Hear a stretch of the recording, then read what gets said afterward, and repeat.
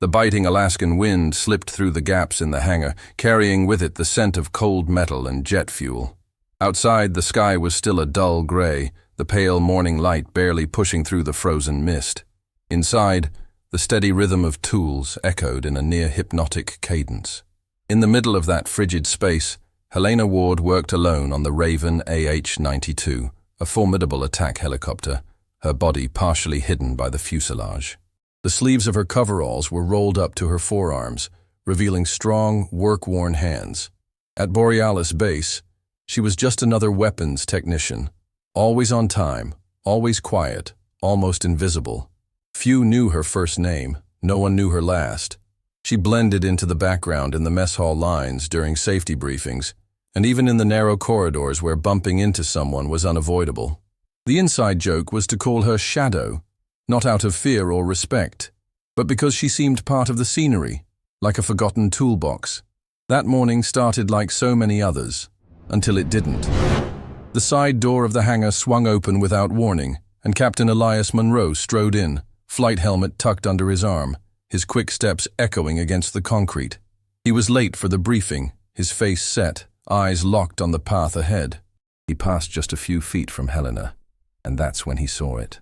As she leaned forward to adjust a component, the worn fabric of her sleeve slipped down, revealing a nearly faded patch embroidered in black and silver. It wasn't large, but the symbol was unmistakable. A coiled serpent wrapped around a dagger, encircled by a broken ring. Monroe stopped. Not just slowed, he froze. The captain, known for keeping his composure under any circumstance, felt a chill run down his spine. His gaze locked on the emblem with a mix of disbelief and reverence. He took a step closer, then another, as if afraid it might vanish if he moved too quickly. "This is real." His voice came low, almost drowned out by the distant hum of an air compressor. Helena looked up for just a moment. Her deep, near black eyes met his without haste, without emotion. Then she turned back to the tool in her hands, tightening another bolt as if nothing had happened. She didn't answer. She didn't need to. Monroe's pause drew attention. A veteran mechanic, working just a few feet away on an external fuel tank, followed his gaze. When he saw the patch, the color drained from his face. He straightened up, closed his toolbox, and without a word, walked out of the hangar.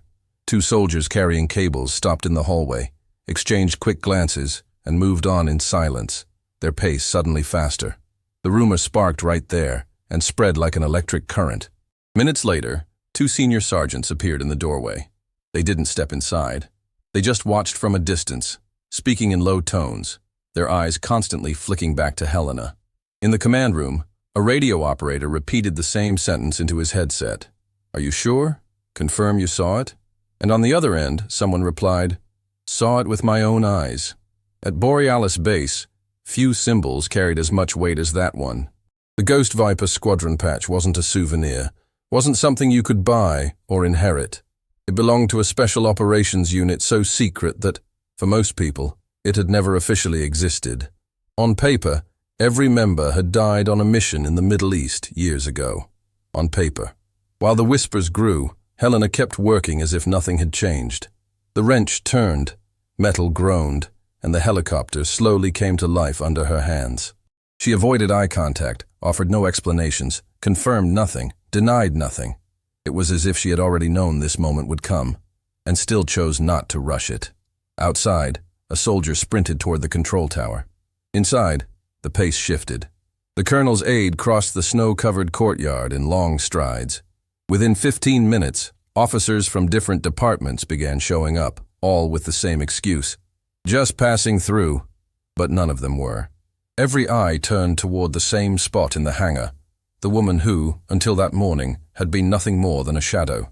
Monroe was still there, standing still, as if searching for an explanation that wouldn't come. This wasn't just curiosity. It was like finding a missing piece of a puzzle, long thought lost. The silence was no longer just the focus of work. It was the silence before something big. And for anyone still doubting, one detail was enough to seal it. A senior officer, decades in service, stepped into the hangar, looked at Helena, and without hesitation, straightened his posture and brought his hand to his temple in a salute. Helena only gave a small nod, never pausing her work. The murmur was now unstoppable. Someone was seen rushing toward the communications room. Doors opened and closed faster than usual. People who never set foot in that hangar suddenly had urgent business there. But there was only one reason anyone had come. In that moment, the entire Borealis base was about to learn that the most overlooked person in the room wasn't just a maintenance tech. She was something far harder to explain. If this story is already pulling you in, hit that like button and subscribe, because what's coming next is even more intense. Months before that day, the military transport that brought Helena Ward to the far north of Alaska landed without ceremony. No announcements, no detailed paperwork, just her name and role. Weapons technician, rotary systems specialist. Heavy snowflakes fell in slow, steady waves, and the biting wind pushed the newcomers as if testing their endurance before they set foot on the frozen tarmac. Helena walked with steady strides, carrying a single black case. Nothing else. No photos, no visible personal belongings. At Borealis Base reception, a sergeant entered her details with the detached precision of someone typing more out of protocol than genuine interest. Helena offered no insight into where she had served before. She simply said she felt more useful far from big cities. The vague, emotionless answer was enough to end any further questions. Her first encounter with the Raven AH-92 was almost silent. The aircraft stood in the center of an isolated hangar, the dull gleam of its metal skin reflecting the cold overhead lights. For any other technician, it would have been just another attack helicopter to keep in prime condition. For Helena, it was far more. Every inspection she carried out, every adjustment she made, served a second, hidden purpose. Piece by piece, she was installing a clandestine interception and communications decryption system. It was work that demanded patience. She started with the internal wiring, modifying circuits without altering the officially logged maintenance routines. Then, she discreetly integrated additional modules into the Argus system boards, a prototype tracking array that had been installed months earlier, but whose inner workings she knew far beyond what the manuals revealed. In the end, she had built a mechanism capable of capturing encrypted transmissions and storing them in a way that no one but her could access. The first intercepts came after 4 weeks. At first, they were nothing more than scattered data packets, short, seemingly random bursts of signal. But Helena knew exactly what to look for. The encryption pattern was identical to one she had encountered years earlier, before the mission that erased the Ghost Viper squadron from existence.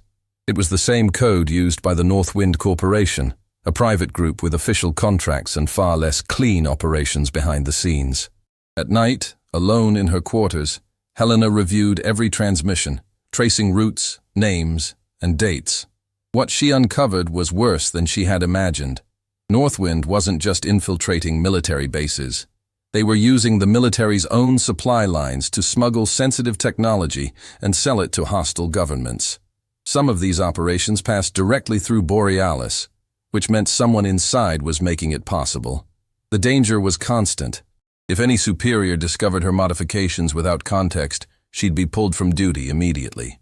Worse still, if Northwind realized they were being monitored, they would shut down all communication channels and vanish for months, maybe years.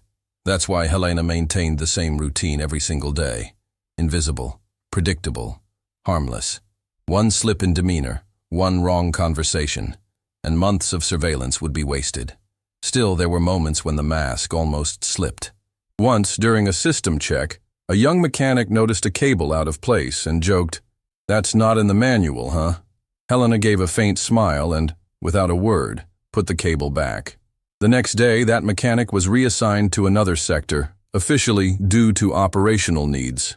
The real problem began when, in the quiet of an early morning, she intercepted a series of transmissions indicating armed personnel movement heading north, directly toward the access road to the base. The frequency, the encryption, the timing, all of it pointed to preparations for something big. And there was one detail that made her stomach tighten. The code name used in the messages. It was the same one from the ambush that had destroyed Ghost Viper. In that moment, Helena knew time was running out.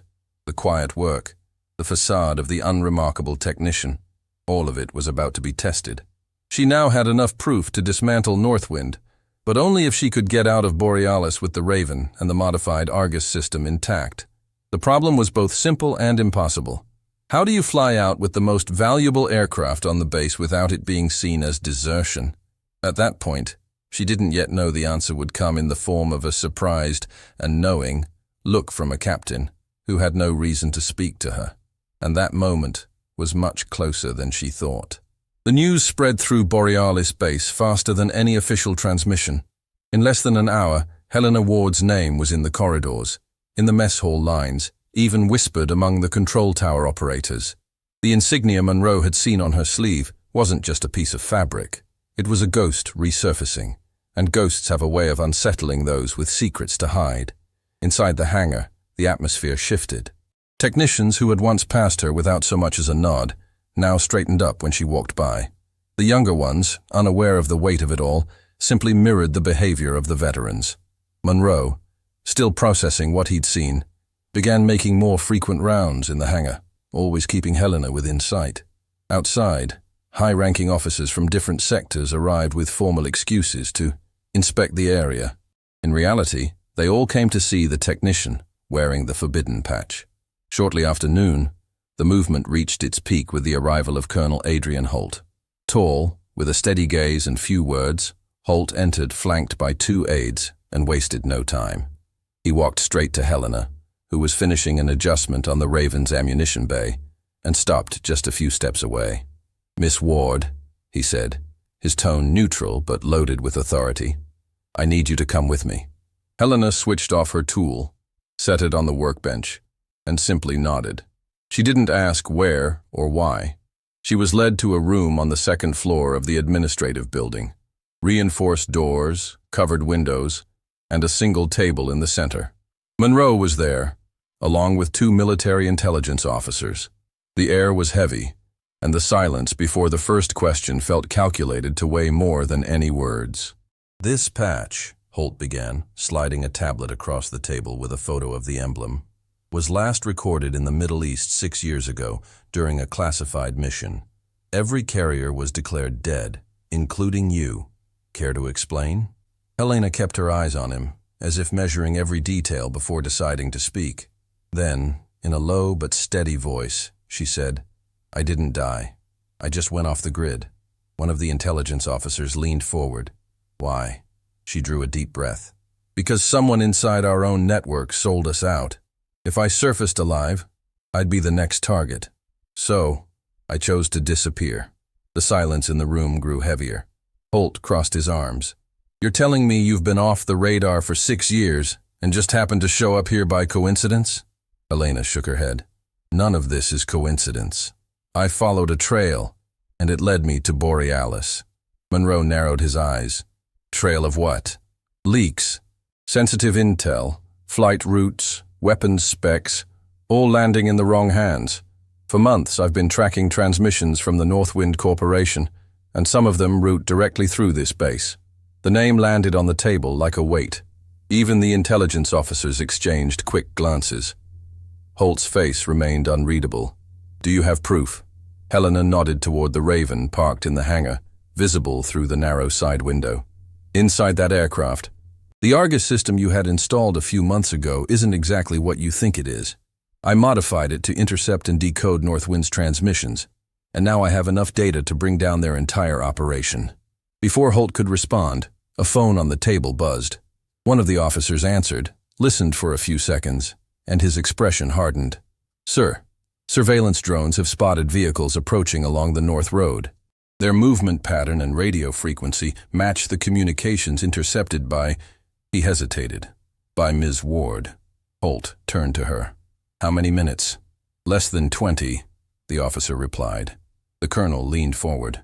"What do you suggest, Ward?" Helena straightened in her chair, her gaze sharper than ever. "I suggest you let me take the Raven and the data out of here. Because if they cross that gate, Northwind will wipe everything before any reinforcements arrive." Holt held her stare for several seconds that felt like minutes.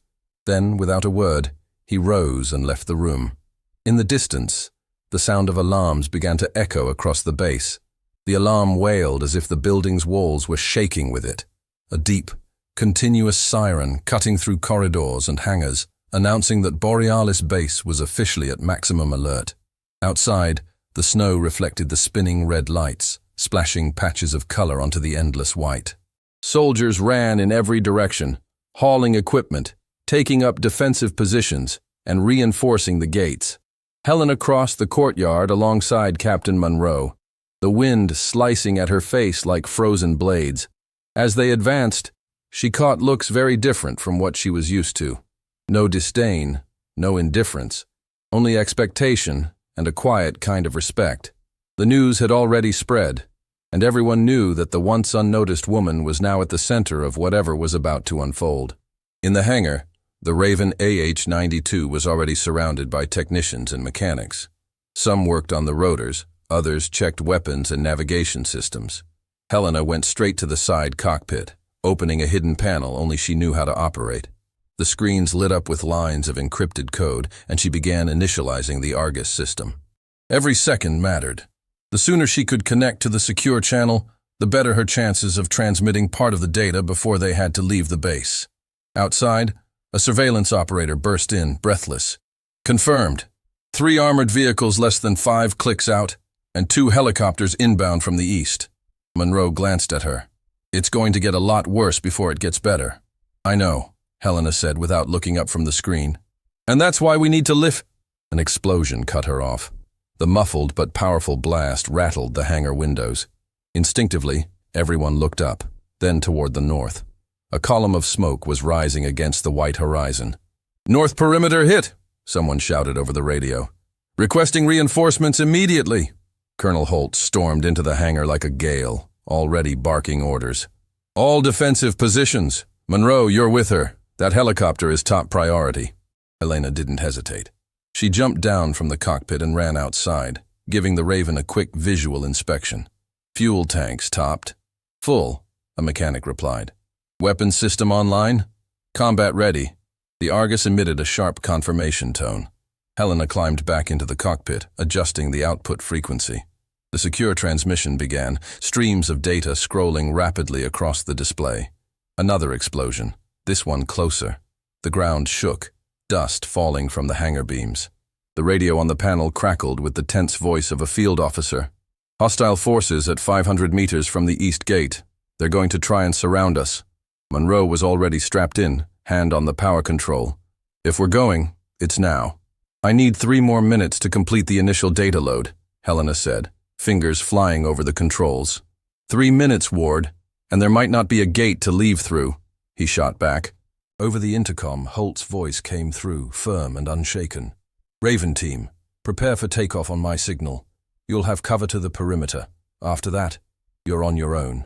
Helena felt the weight of those words. On their own. The vibration of the blades grew, filling the hangar with a deep, resonant roar. Technicians backed away quickly, shielding their faces from the wind whipped up by the main rotor. Outside, the muffled rattle of machine gun fire drew steadily closer. Helena kept her eyes locked on the Argus progress bar. 78%, 84%, 91%. And then, the instant it hit 100%, a third explosion rocked the hangar. This time the impact was so close the lights flickered. A soldier at the entrance shouted, "They're at the hangar perimeter." Monroe turned to her. "Time's up." Holt's voice over the radio.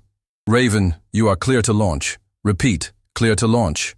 Helena slammed the panel shut, locked her seat, and looked at Monroe. "Let's go." The Raven's wheels began to lift off the ground, but before they could clear the gate, something cut through the sky above them. A massive shadow, and a sound that didn't belong to any helicopter on the base. The roar that split the air wasn't coming from Borealis. Monroe pitched the Raven upward, climbing fast, while Helena switched the Argus system display to aerial tracking mode. 2 blips appeared on the radar, moving up from the eastern flank, fast, and on a direct intercept course.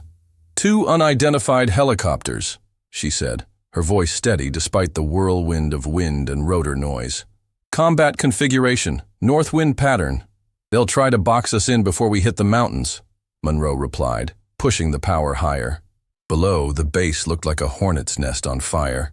Soldiers in defensive positions, armored vehicles maneuvering over the ice, smoke rising from more than one impact point. Helena felt a knot tighten in her chest. There was no time to think about what they were leaving behind. Over the radio, Colonel Holt's voice came through in choppy bursts. "Raven, hostiles in your sector in under 2 minutes. You've got a narrow window. Make it count." Helena was already activating the countermeasures module. "If they fire missiles, I want 3 flare bursts in sequence." The first enemy helicopter appeared on the horizon, a dark silhouette against the gray sky. Right behind it, the second. Intercepted Argus comms confirmed what they were after. They were talking about the package. This wasn't about destroying the Raven. It was about stopping it from leaving with the data. Monroe banked right, trying to catch a speed boost from the crosswind. The enemy responded by cutting high, an aggressive maneuver. Helena locked the targeting system onto the lead chopper, a sharp tone filling her headset. "Target locked." "Then let's clear the way," Monroe said, squeezing the trigger.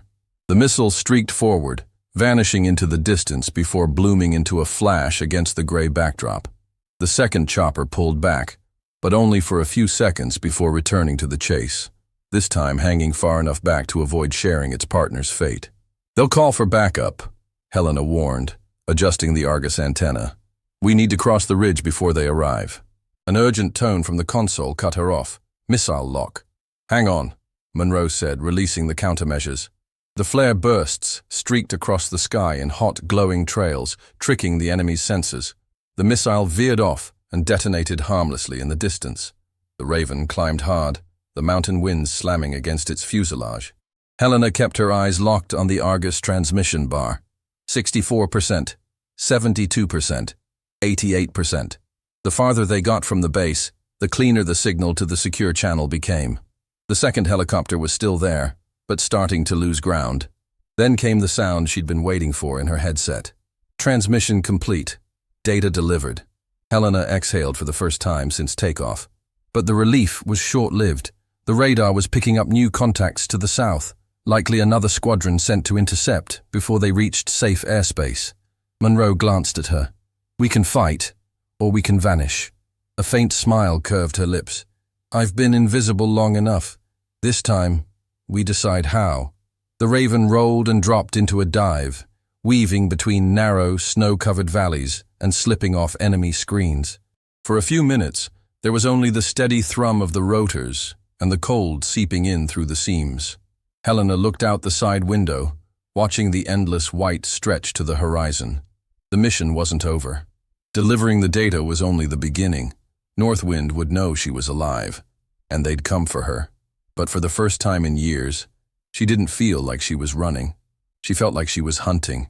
If you enjoy stories like this, share it. Drop a comment about what hit you the hardest, and check out the next video that'll pop up on your screen. Because sometimes the greatest warriors don't wear uniforms. They wear silence and courage.